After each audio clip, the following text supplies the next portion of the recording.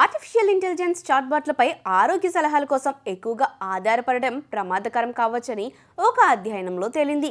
AI సాధనాలతో సరిగ్గా interact చేయడం కష్టంగా ఉండటం వల్ల వైద్య సలహాలు తీసుకునేటప్పుడు తీవ్రమైన పరిణామాలు ఏర్పడటం వచ్చని ఈ అధ్యయనం తెలిపింది.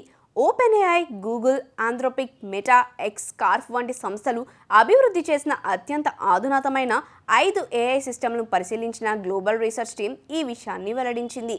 అన్నల్స్ ఆఫ్ ఇంటర్నల్ మెడిసిన్ జర్నల్లో ప్రచురితమైన ఈ అధ్యయనం ఏఐ సాధనాలు తప్పుడు సమాధానాలు ఇవ్వగలవని స్పష్టం చేసింది.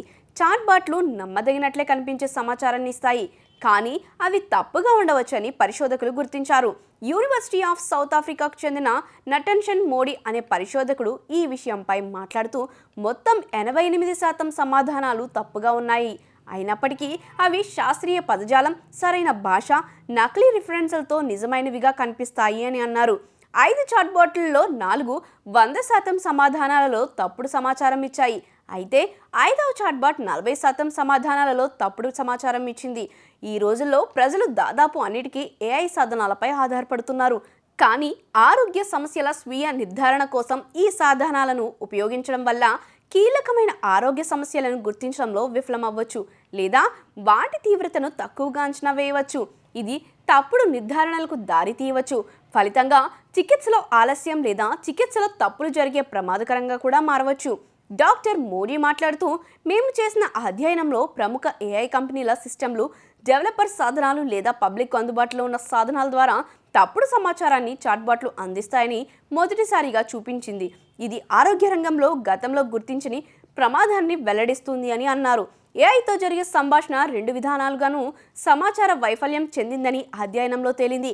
వినియోగదారులు సరైన సమాచారాన్ని అందించడంలో ఇబ్బంది పడతారు. దీంతో చాట్బాట్లు తరచూ అర్థం చేసుకోవడం కష్టంగా ఉండే లేదా తప్పుడు సమాధానాలు ఇస్తాయి. దీనివల్ల ప్రజలు తమ ఆరోగ్య సమస్యలను సరిగ్గా అర్థం చేసుకోలేరు లేదా తప్పుడు చికిత్సలు పొందవచ్చు.